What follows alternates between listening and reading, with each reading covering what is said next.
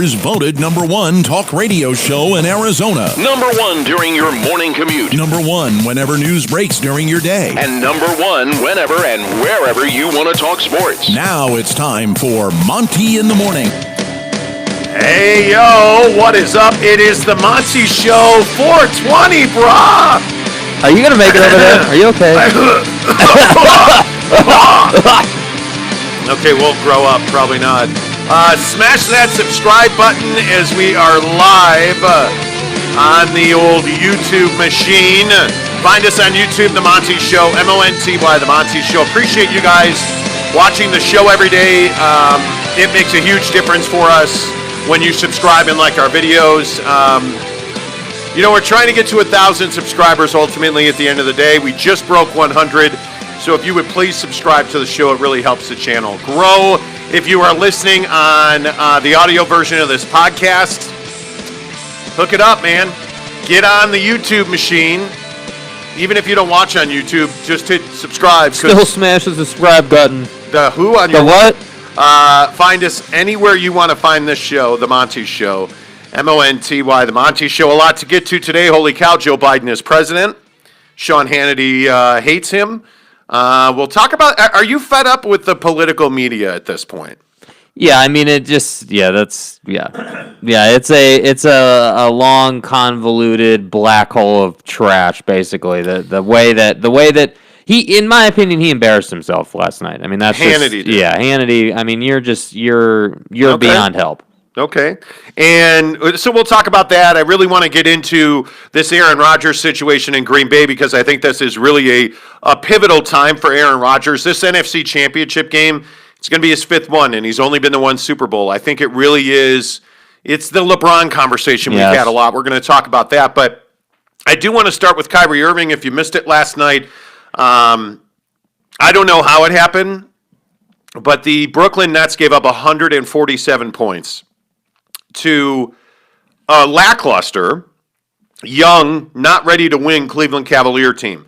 Well, maybe they are, and maybe JB Bickerstaff has done something special in Cleveland because they smoke the Nets in double overtime.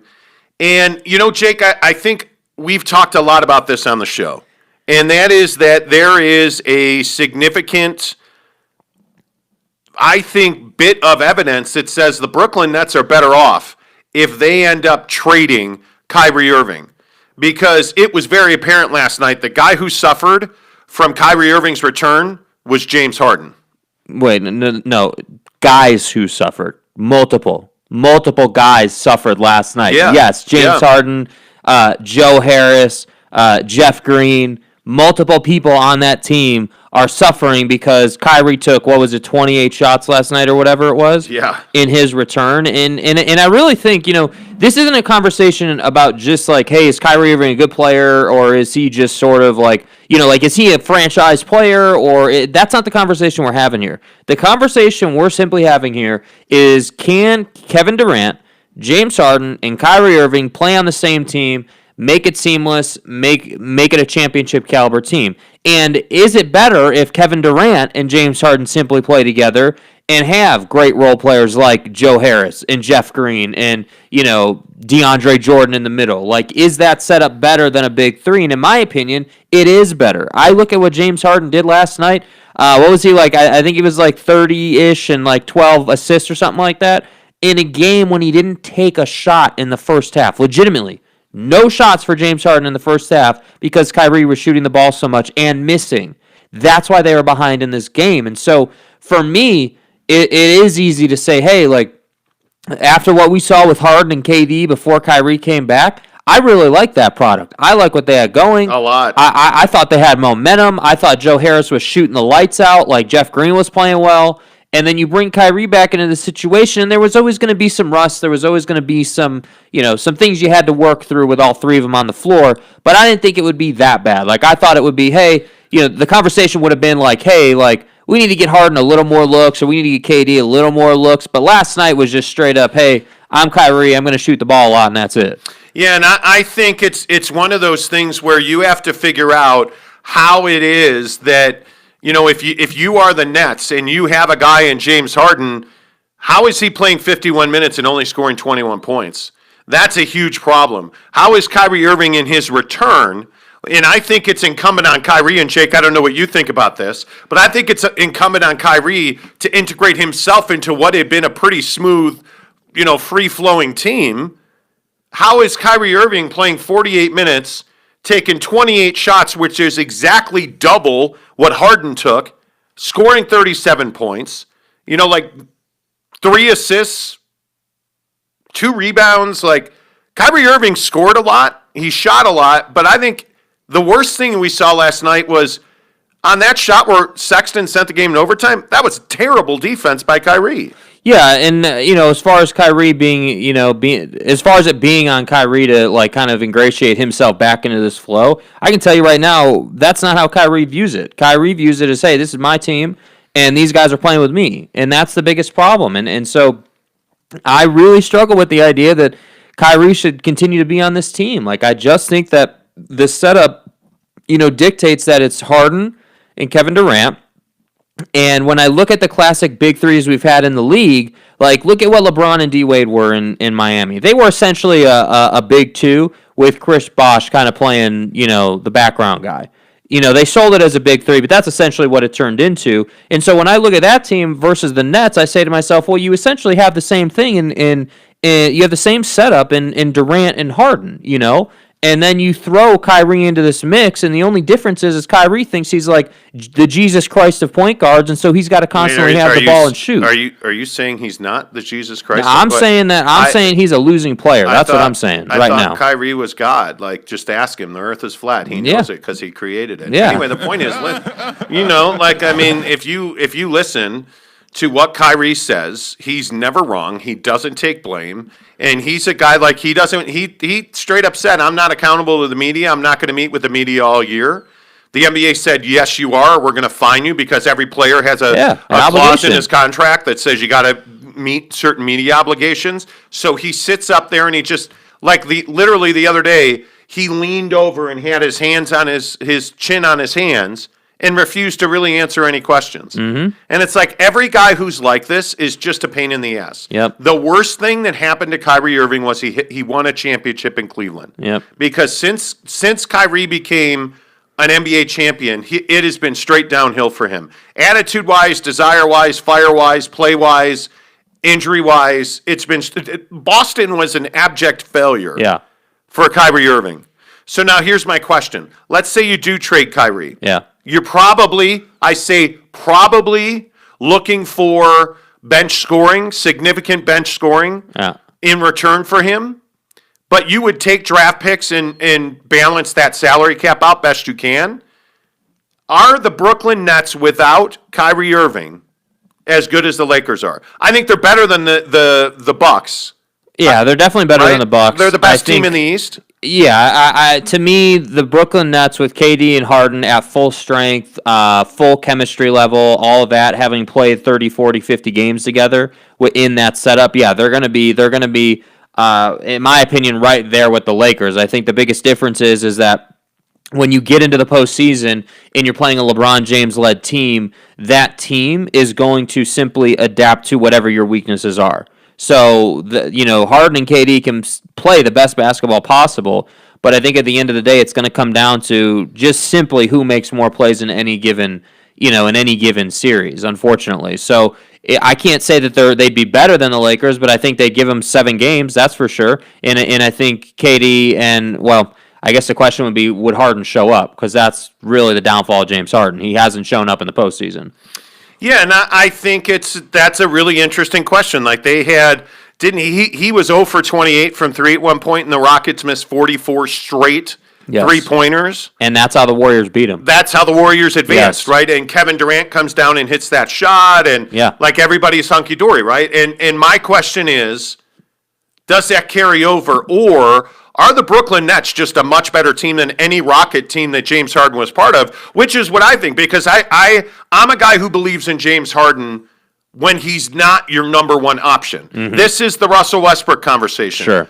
When you have 2 number one options, you have no number one options, right? When we saw this first week with the Nets, when it was just James Harden and KD and Joe Harris, Everybody understood their role. Everybody understood that Kevin Durant was the number one. Everybody understood that when Durant was off, it was James Harden. And everybody understood you got to do whatever you can do to draw guys and then kick it out to Joe Harris, who is hitting 50% of his three-pointers. A ridiculous number.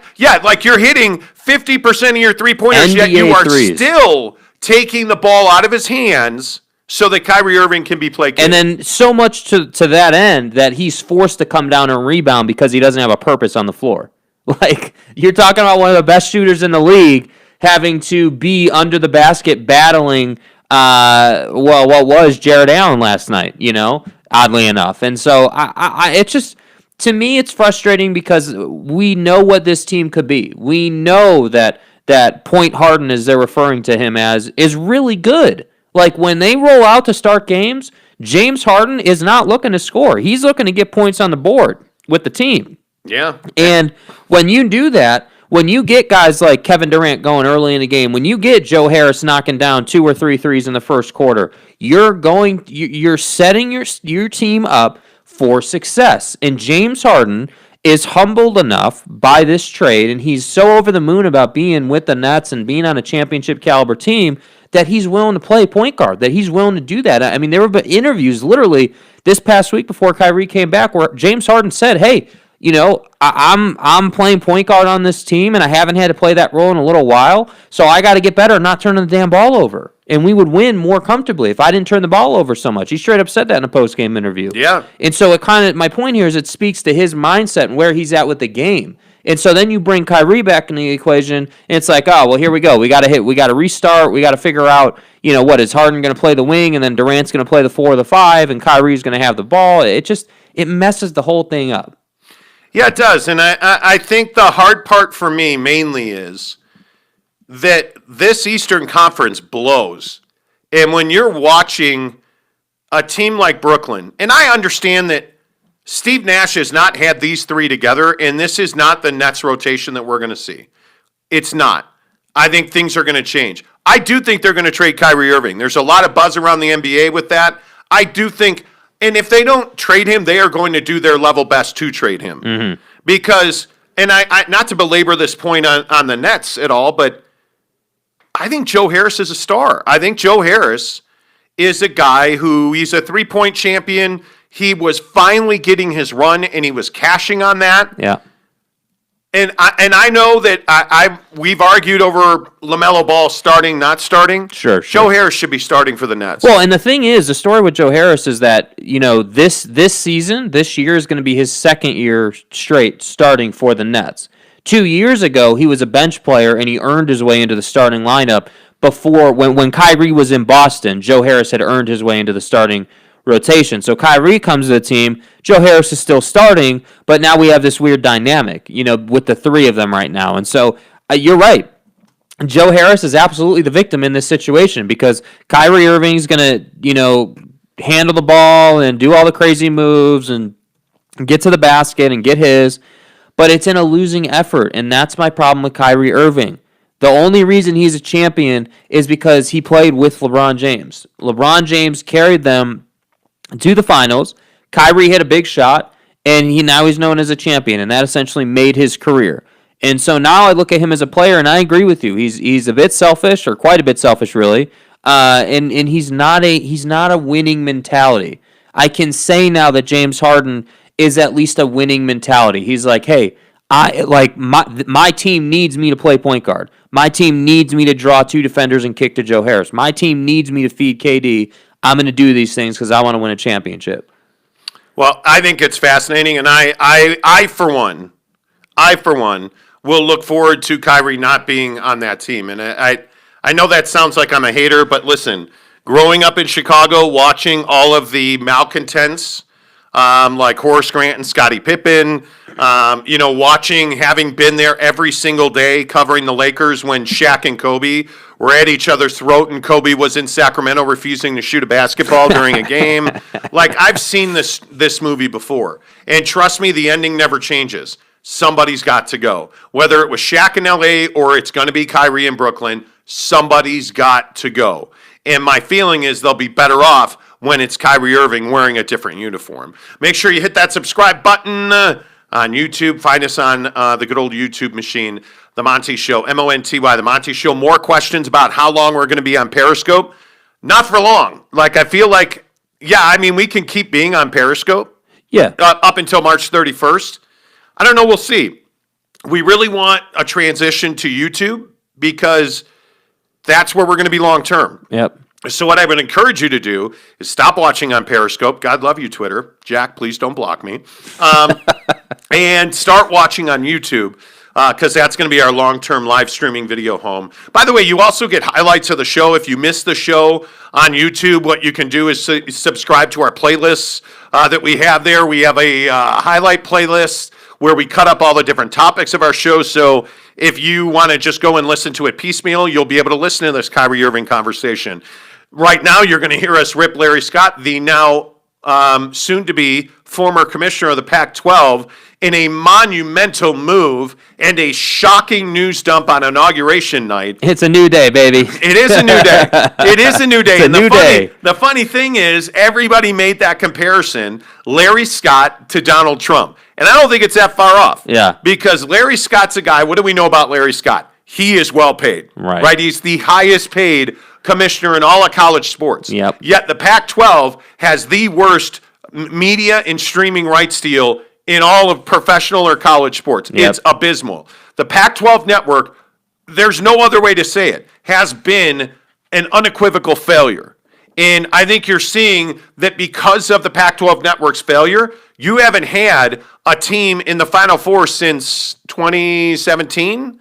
Like the Pac-12 in college football, the Pac-12 in college basketball is irrelevant. Yeah. I mean, and when have you said that UCLA and Stanford are irrelevant in college basketball? Yeah. Right? We had seen USC taking big strides forward. You look at football, how is USC irrelevant on the national college football stage? Yeah. How is that possible? Yet they are. And teams like Washington that continue to fight, Oregon continues to fight, yet they come up just that much short. And why?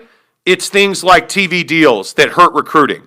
It's things like scheduling that Larry Scott is directly in charge of, where you wind up sending, and the best example I can come up with several years ago, USC, a playoff contender, in position to go to the college football playoff, then goes to Pullman, Washington on a Friday night in the snow to die. I'm screwed. Yeah. Why would you, if you're the Pac-12, why would you send your best brand, a team that I argue on a regular basis in USC, the USC football team is a perennial powerhouse. They always recruit. They always put guys in the NFL, yet they struggle to get on TV consistently because the Pac-12 TV deal blows.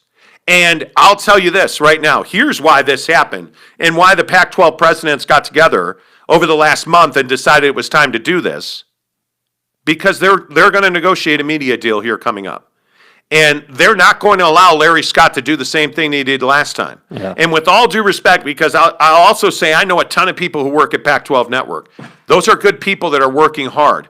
But when you don't have a streaming deal, when you don't have a digital platform that's distributed largely, when you don't want to get in bed with YouTube or YouTube TV or Hulu or Netflix or Amazon, or look at Amazon. Amazon, whether it's Twitch or the NFL or Premier League Soccer, Amazon is in the sports streaming, the live sporting event streaming business. They wanted to get in bed with Pac-12. Pac-12 wouldn't do it. You've got to get a digital streaming partner that makes sense. Yeah. You've got to secure a TV deal. You're looking at the Big Ten and the SEC delivering $50 million a year per school just on their football TV deals. And I'm struggling to understand why the Pac-12 is not on that level. Yeah, because Larry Scott's an awful leader. He's been an awful leader. And frankly, looking back and going off of his actions and the choices that he made, all he was in it for was money. Whether it was the the trips to Vegas, whether it was all these different events that they did, that he's got the top penthouse and the top hotel in the city. They paid unbelievable rent costs to be in downtown San Francisco when you could have easily been in the Valley paying a third of the cost.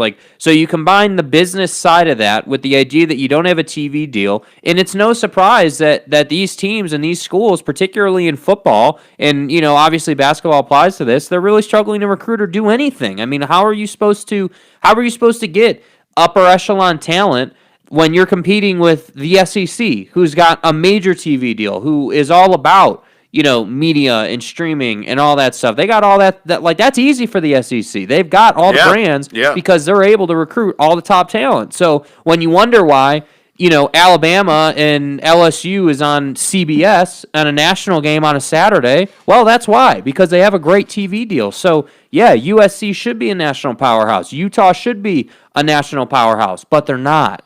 And they hopefully, again, can't say this with all confidence yet because we got to see what they're going to do exactly. Yep. But hopefully this means the firing of Larry Scott should mean that now there is a light at the end of the tunnel. It's probably going to take 3-4 years for the Pac-12 to really get to this next level as far as talent and teams. But how great for college football would it be if you had, you'll have the SEC. Hopefully the ACC becomes a little bit more competitive instead of just Clemson's conference.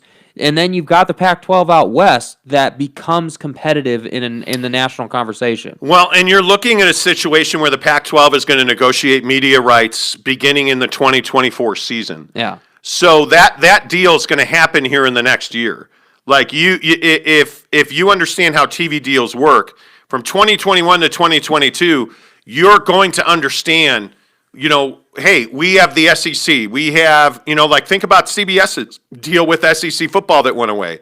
If you think about those kinds of deals, and now you start to say to yourself, okay, well, how do these things work?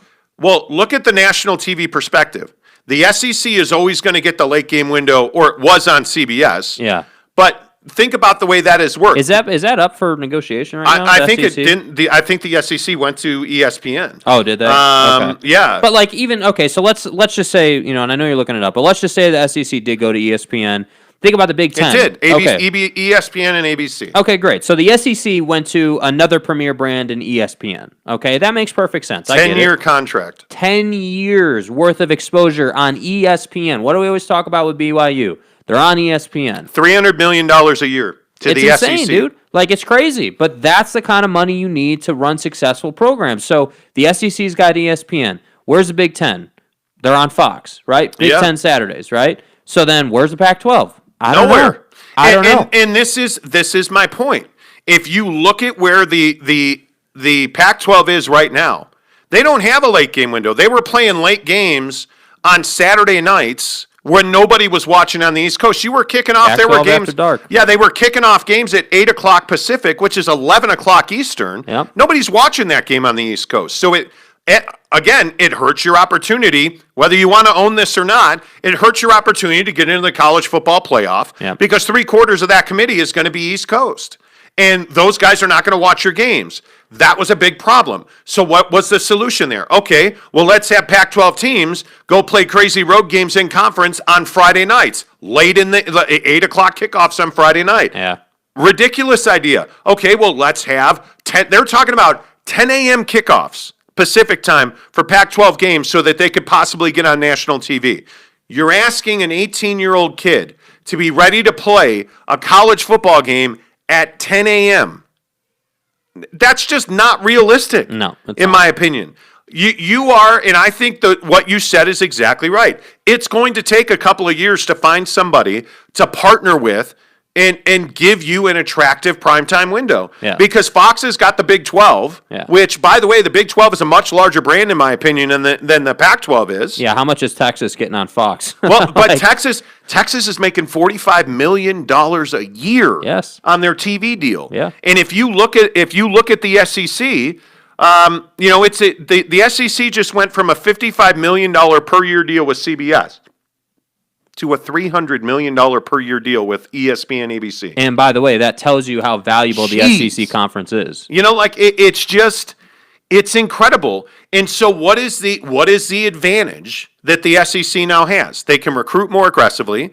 They can spend to recruit more because they can fly more, they can travel more, they can house more. Is it more attractive to say you're on ESPN than it is on CBS? God. Because mom can watch the game. Yeah. There is no question that if in this day and age when everything's on a cell phone, and Larry Scott never comprehended this. It's on our YouTube channel, by the way. We interviewed Larry Scott. Yeah. Larry Scott never comprehended the idea that Pac-12 football and basketball has to be easily and readily available on every parent's cell phone. Yeah. Because that's how you get a kid from Tonga to come and play at USC because his mom on the island can watch the game on her cell phone. Yep. That's how you do it. When you're talking about, and I know I get a lot of flack every time I talk about this, but when you talk about inner city black kids that are poor, that don't have cable, that don't have ESPN, but what do they have? Every one of them's got a cell phone, and their mom's got a cell phone, and their dad's got a cell phone, and the kids on the block have cell phones. And it's $10 to subscribe to ESPN. They all have cell phones. So where are they going to be able to watch a game? On a cell phone, right? This is not a problem for a guy like, and I'm trying to think, like Porter Gustin here locally. Had a great run with the Browns this year. Should have gone to BYU, wound up at USC. His parents are never going to want to find his game. Yeah. Because they have cable, they have TV, they have laptops, they have internet. Right. Think about how many, and this is something I know we take for granted, we shouldn't. How many people in this country don't have access to internet? Yeah. It's more than you think, right? How many people, though, have access to cell phones? Everybody. Yeah, and I would argue more people have access to cell phones than they do internet when you're poor and you're struggling to pay your mortgage or your rent. Yeah. You're going to keep your cell phone on. You're not going to keep your cable on. Yep. I mean, it's A plus B equals Larry Scott sucks at being a commissioner in the Pac-12, right? I mean, that's really what this comes down to. Yeah. So when you talk about recruiting, absolutely. When you are getting kids out of Los Angeles, out of the Miami, Florida area. Right. When you think, where do the best athletes in the country come from? They come from the South, traditionally the Southeast. Florida puts out speed, right? If you look at Illinois, Pennsylvania, Ohio, you get the best linemen out of there, right? Like there are regions per position. I don't know if a lot of people realize that or not. You get everything out of Texas, and you're getting dual threat quarterbacks. A lot of the best quarterbacks are coming out of Southern California right now. Like you have to travel. You have to have reach. When Nick Saban wants to go see a quarterback in L.A., he's going to L.A. to see a quarterback. Yeah. He's getting on a private jet. He's staying in a 5-star hotel. And he's going to roll up in a town car in front of that kid's house. That's how you recruit. Yeah. There's no question that Alabama is making a ton of money. They're only out recruiting people because of their television reach, their budgets. And by the way, they win. But they're only winning because they're out recruiting people. But it's a vicious cycle. It is, and that's what people don't understand. It's schools like Washington, which is, with all due respect to the Huskies, Washington's not the most attractive place to go and play. Seattle has weather issues. We all know that. If you look at Pullman, Washington, if you look at Corvallis, Oregon, right, where Oregon State is, these are not the most attractive markets. Right. You look at Salt Lake City, Utah. You're getting, why is Utah finally becoming a legitimate program? Because they're recruiting their asses off. Yeah. And they're developing guys. And what's more important, they're putting guys in the NFL. Yeah. What if every Utah game was on national TV? Be a different conversation.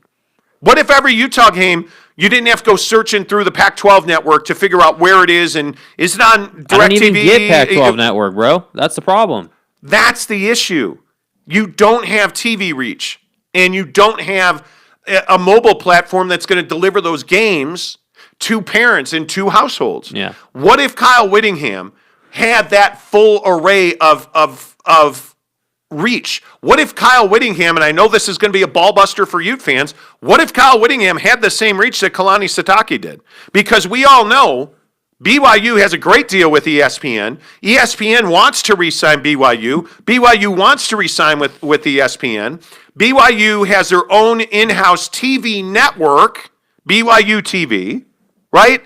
So Anybody that goes to BYU, I'm telling you now, how do I listen to BYU games on the radio? Sirius XM. Yep. I listen to BYU radio on Sirius XM. Locally, they have a huge radio contract, obviously. Mm-hmm. But when you are Jamal Williams' mom in Los Angeles and you're not coming to the game, you need to know that you can watch your son play football. He's on ESPN, no problem. Easy peasy. It's not hard to figure this out, man. It's not rocket science. It's why BYU continues to have reach. That's why they're able to recruit. Mm-hmm. That's why. Anyway, my point is, Larry Scott's a terrible commissioner, and this is finally the time where you have a situation where you can get yourself in just a position to compete. Yeah, I mean, you're just trying to get into the meeting right now. You're not even sitting down at the table. Yeah, I mean, that's really all this is. Yeah. You're just trying to get in the room. But hey, we've been talking about this for what, 5 years now? Right? I mean, a long time. Too long. You referenced that interview we have on the channel with Larry Scott, and in that interview, he talks about how he's going to do a media deal and a TV deal, and then it never happened. Never happened. And so, I don't remember the year that was. I think that was like 18 maybe, or 17 maybe, somewhere in Los Angeles at Pac-12 Media Days. Yeah, and so, I just think about how long he's been commissioner, and you think about the compounding effect of like year over year over year over year of you not having a deal, of the schools not being able to recruit. Jake, you'll never recover from that. Yeah, you'll never recoup that lost money. It's kind of like what we said with the whole Kyrie thing. They're just starting over now. Now you got to find your new path. Now you got to find, okay, who's going to be our commissioner? How are we going to do this? We have to pave the way here, and that's tough. At some point, you just got to start walking forward, and at some point, you're going to subscribe to us on YouTube because we're going to beat you over the head with it. Make sure you search The Monty Show, Monty, The Monty Show on YouTube to find the show. We're live every morning right around 6 Mountain, 5 Pacific.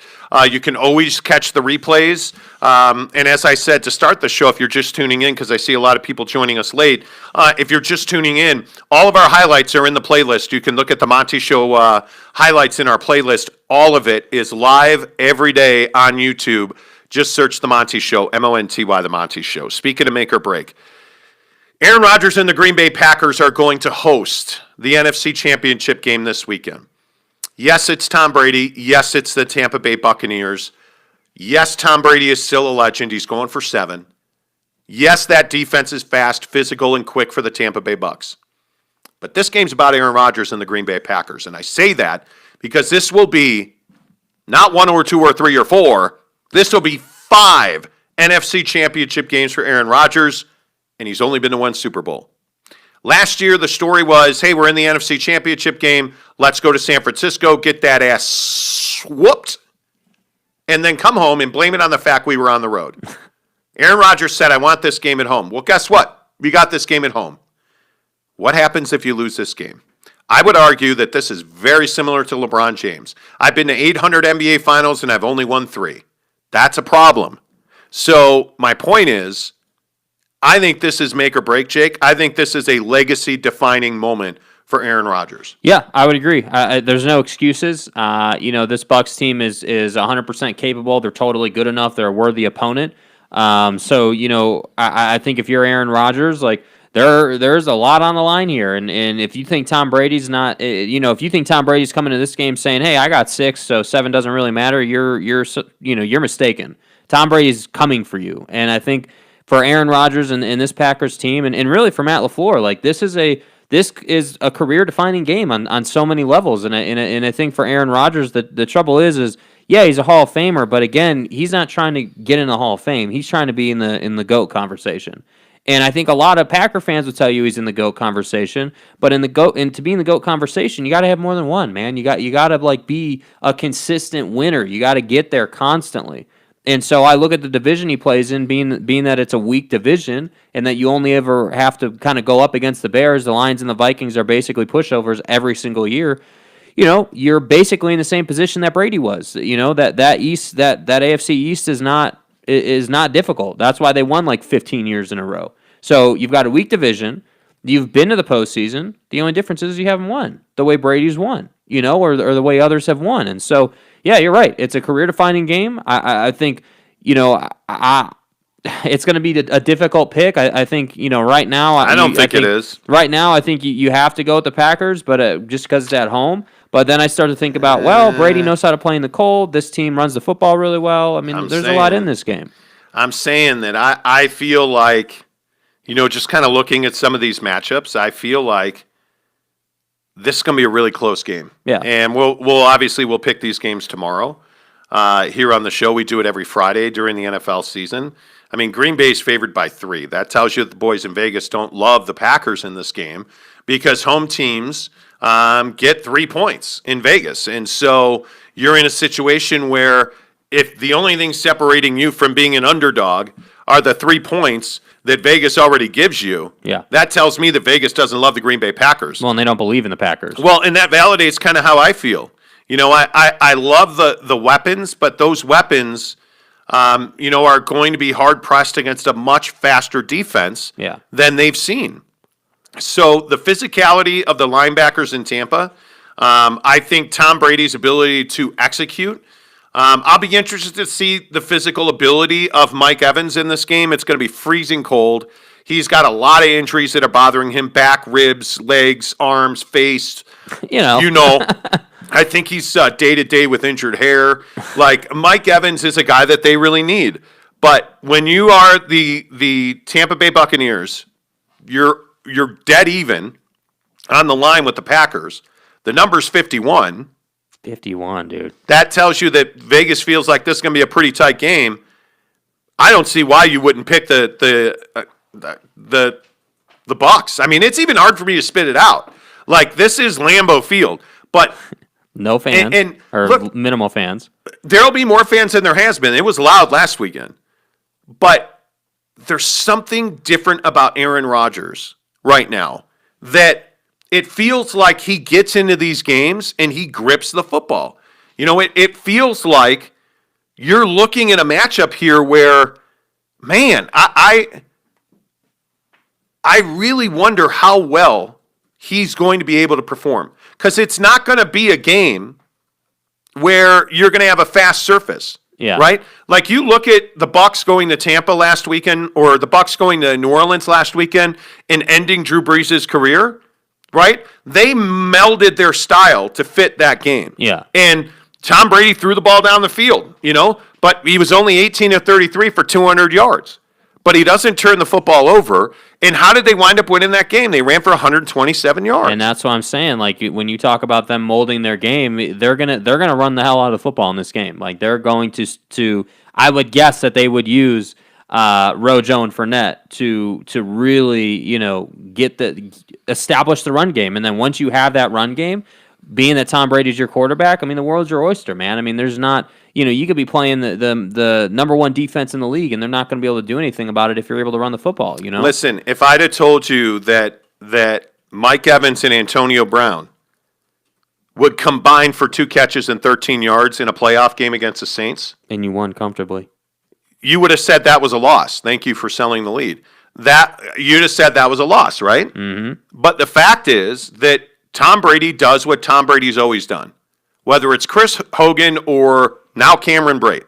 He makes guys better. Cameron Brate getting 4 catches for 50 yards. Leonard Fournette, 5 catches for 44 yards. Chris Godwin, 4 catches, a very shaky 4 catches, by the way, for 34 yards. Like, throwing touchdowns to Leonard Fournette, like, he's using every guy to the maximum of their capabilities. And that's what makes Tom Brady a 6-time Super Bowl champion. It's why guys like LeGarrette Blount are able to go to New England and succeed. Mm-hmm. It's why guys like Randy Moss can go to New England and succeed because, this is the guy that go catches fly balls. Let me go throw him a fly ball, right? When you look at guys like Troy Brown or think of any of the guys that Bill Belichick and Tom Brady have just thrown out there on offense and turned into something stellar, what happens when they leave? Look at Hogan. Hogan hasn't had a career since he left Tom Brady. Yeah. So there's all of these reasons to believe that the Bucs, and by the way, they can play different styles of football. That's why I wonder, who are the Green Bay Packers?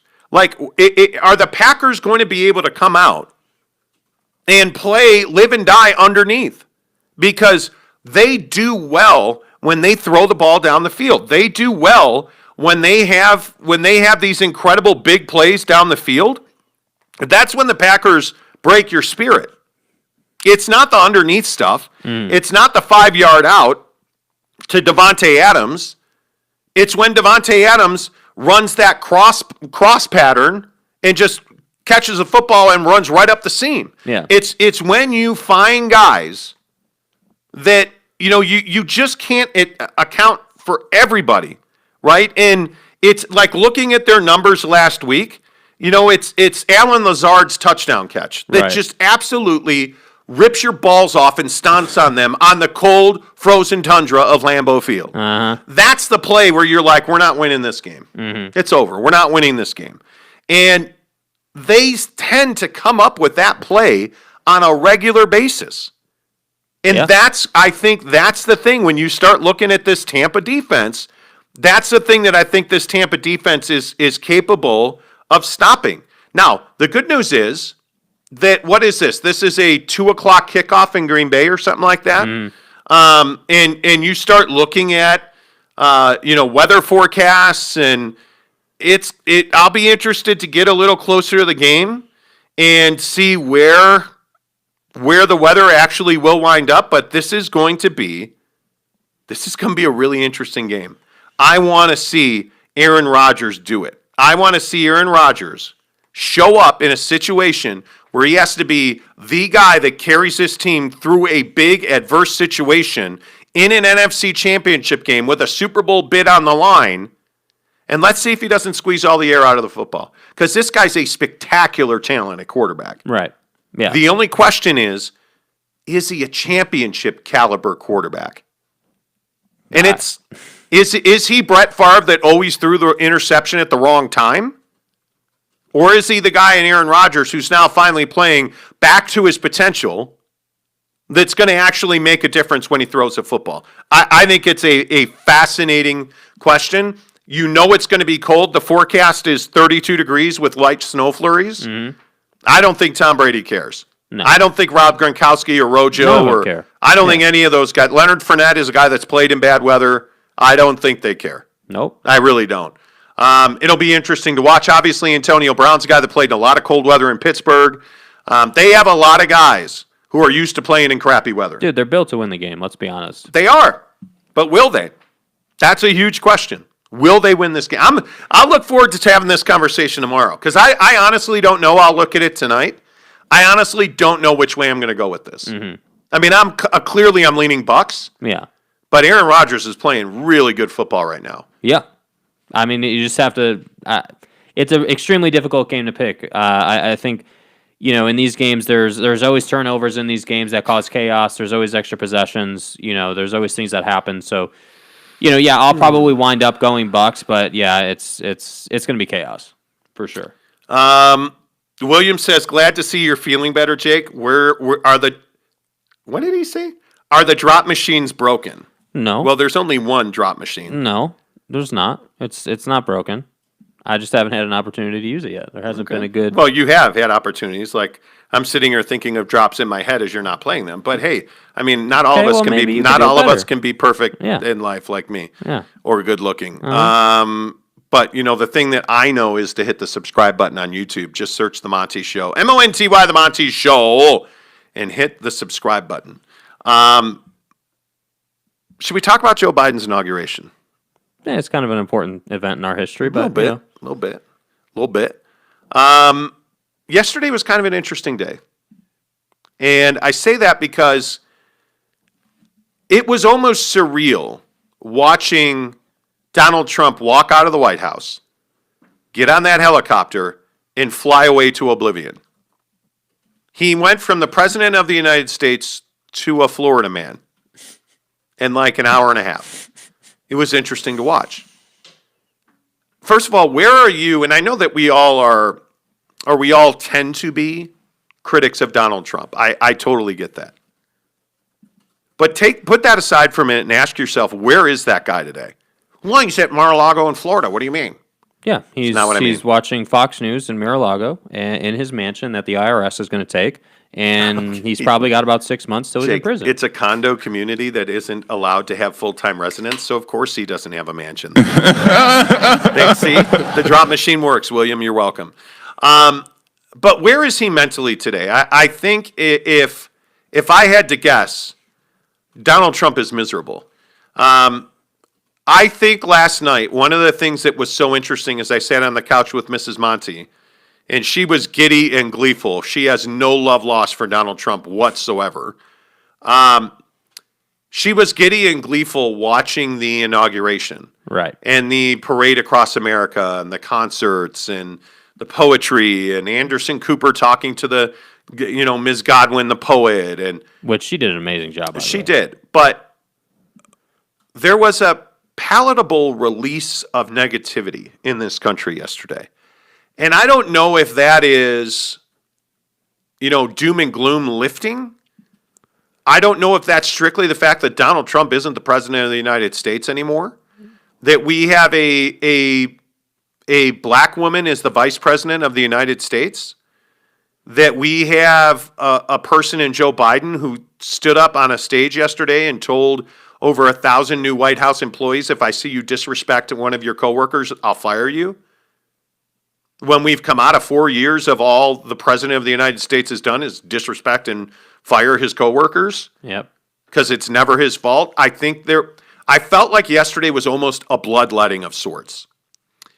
And I know that there are at least 74 million people in this country of 400 million? Yeah. There are 74 million people in this country who are hurting today, who are not happy that Joe Biden's president. I totally get that.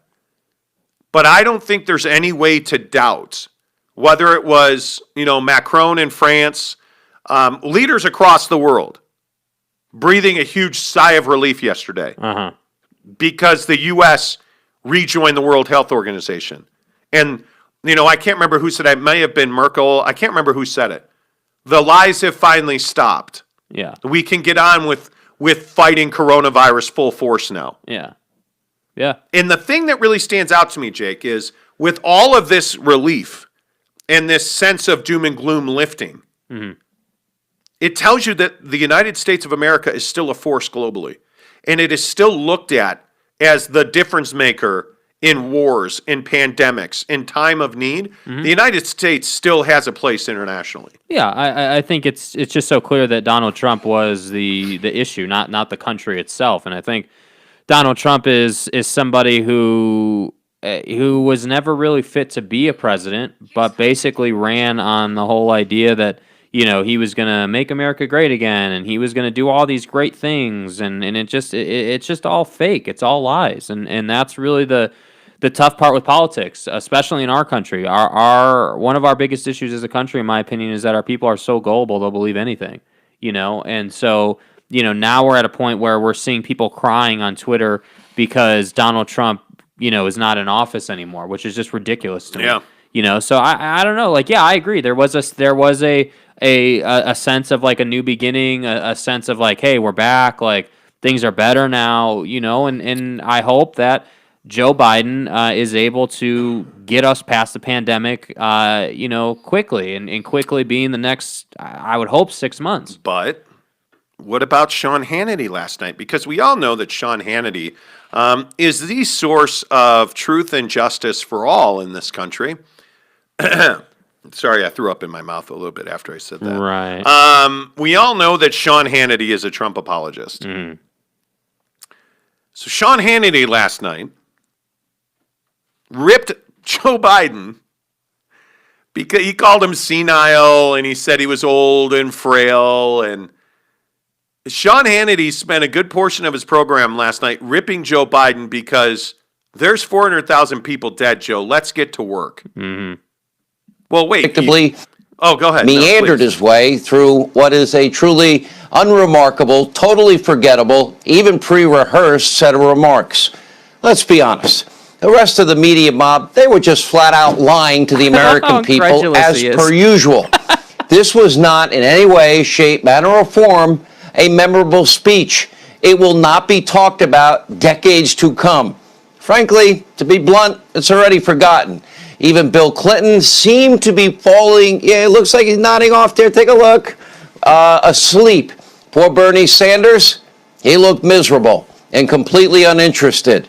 I don't know. Looks like he thought he was in Vermont. As I said on the radio this afternoon, the inaugural address sounded more like an uninspired student council, high school student council president acceptance speech from a guy who desperately was craving a nap. And of course, the main theme of the speech, it was unity.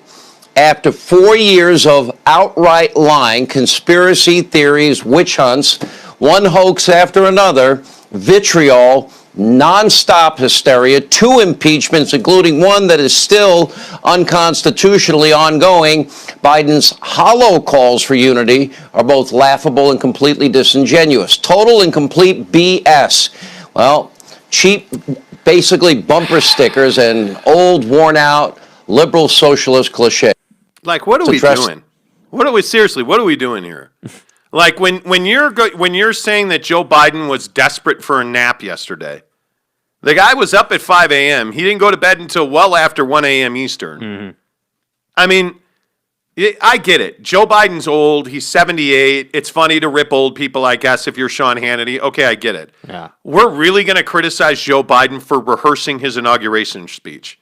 So you're telling me he should just walk up there and free flow off the top of his head like Donald Trump had done for the last 4 years? Like he did yesterday. Yeah, like in completely wrecked himself multiple times? No. When you're a professional, which Sean Hannity is not, but when you're a professional and you speak for a living, you rehearse. You know what you're going to say before you say it.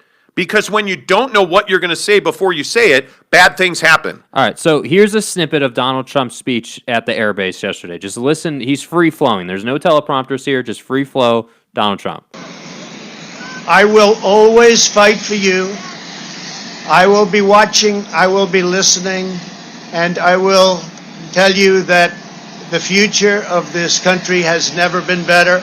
I wish the new administration great luck and great success.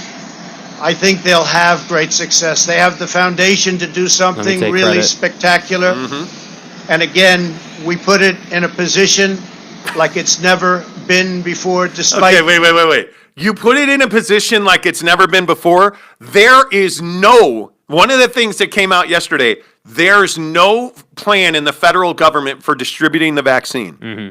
None. Zero. There was no, like he talked about this, what do they call it? Warp speed? Yeah, Operation Warp Speed. There was no warp speed. Yeah. There never was a name, there never was a plan. Right. They don't have a plan for rolling it out. He talks about how he left it in good shape.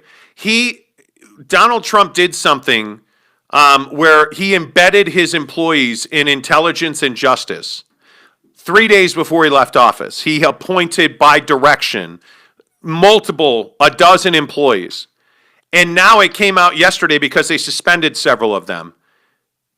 It came out that the only reason he put these people in these places is because they don't want the transcript or the recording of his call with the Ukrainian president released. Mm-hmm. And 2 of these assets that Donald Trump had put in the Justice Department were flagged for accessing the Ukrainian files, the file on the Ukrainian investigation. Mm-hmm. And that's how they got caught, because they were trying to, essentially hide those files. Right. So when you say, we left him in a place where come on, guy, are you kidding me? We're 3 million jobs down. Yeah. From the day, how many people realize this? We talk about the economy and we talk about, Donald Trump's success on the economy, and do you realize that we are 3 million jobs less? 3 million jobs less today than the day that Donald Trump took office. And if we're really being honest, look at what was left for the last 2 Democratic occupants of the White House. And it was, to a large extent, 2008 was not W's fault. Mm-hmm. I think the wars, obviously, you could talk about. The housing bubble was not George Bush's fault. Right. But what did Barack Obama walk into? The worst stock market crash we've ever seen, one of the worst economies we've ever seen, certainly up until now, one of the worst depressions we'd ever seen. Right. Now you have Joe Biden coming in the middle of a pandemic where the previous administration absolutely positively did nothing to stem the tide of the spread of the coronavirus in this country, to the point where most staffers in the White House got coronavirus, and it was such a project, they had to wait because the Trump administration and staff would not leave 2 days early so that they could disinfect the White House. Right. They wouldn't leave until they had to leave the day before the inauguration, so they had to spend millions of extra dollars just to get people in place to disinfect, if you will, the White House. Yeah. Because they all had coronavirus and none of them would wear masks. Right. So what's the first thing that Joe Biden did? He put in a mask mandate on all federal property. You must wear a mask and you must socially distance. Yeah. Like, this is not rocket science. Yeah. So, we have Donnie sitting up there talking about how no administration's ever been left so good in such a good position. It continues this Sean Hannity, Donald Trump pattern of just straight lying. Yeah. There is no proof. Sean Hannity last night blamed Joe Biden for coronavirus. Joe Biden wasn't the president. He immediately took action related to the spread of coronavirus. Right. Today he has said day 2 is all about coronavirus. He's already got the fact that the Congress and the Senate have not confirmed any of his cabinet picks before he took office. And by the way, they confirmed one yesterday, his national director of intelligence, right? He has no confirmations. But now, hopefully, when he has a 50-50 control of the Senate, he's got control of the House just narrowly. Hopefully, he's able to get these confirmations done in a quick order so that he can staff up. Donald Trump made it impossible for him to staff up ahead of time. Right. Yeah. Right? But Sean Hannity is going to lie about that. Right. Sean Hannity is continuing to spout off about the great steal and the fraud. And come on. At what point do we stop saying that it was a Russian hoax? At what point do we stop lying and covering for Donald Trump? Yeah. When does that happen? I don't know. I mean, it's kind of weird because Fox News had kind of come around a little bit, and they had stopped doing this stuff, and then now Hannity's back to it. So I don't know. I think at some point, and the ratings certainly have flipped. Fox News has dominated the cable news ratings for years now. All of a sudden, that completely flipped.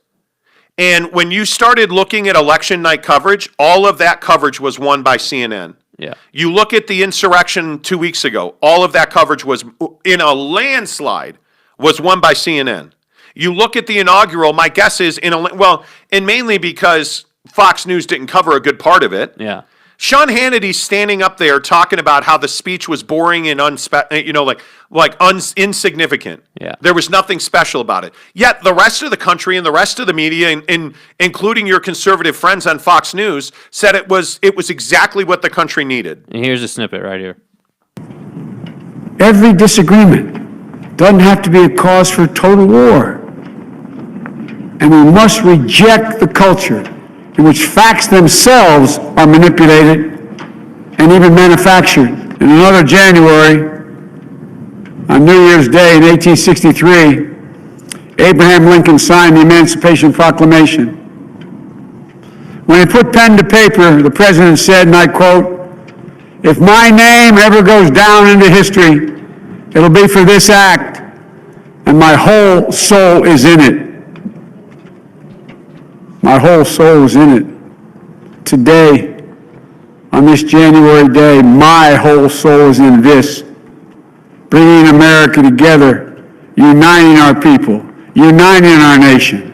And I ask every American to join me in this cause. We must end this uncivil war that pits red against blue, rural versus urban, conservative versus liberal.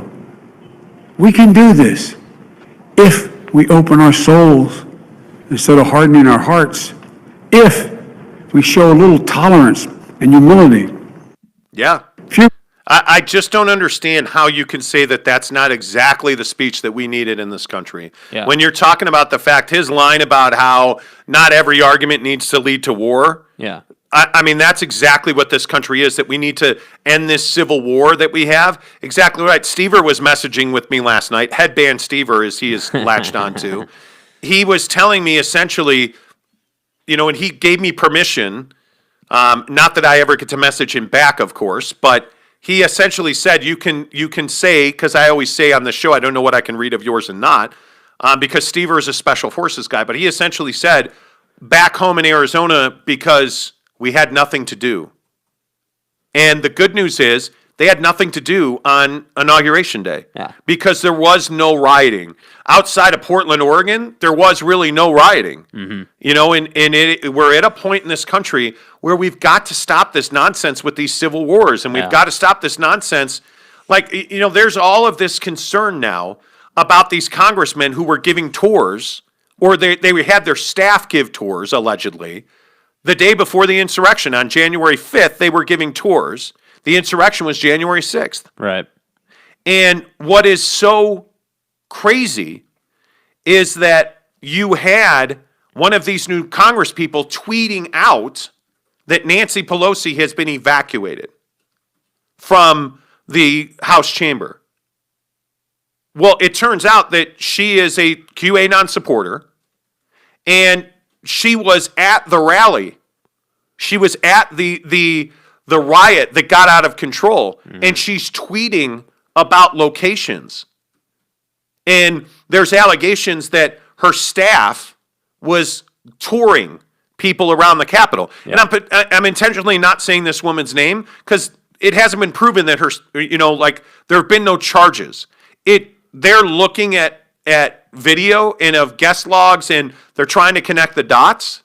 But when you're at the rally and you are tweeting out information saying, hey, Nancy Pelosi's been moved, why would you be tweeting that out? Yeah. Other than to say, hey, by the way, everybody who's in there, because we now know that they use Telegram and they used, I can never remember the name of that social media, that Parler, and they use Twitter to communicate. And there she is on Twitter, Nancy Pelosi's been moved. Yeah. Yeah. How did they, because I don't know how many people have ever been to the Capitol, how many people have actually been to Congress.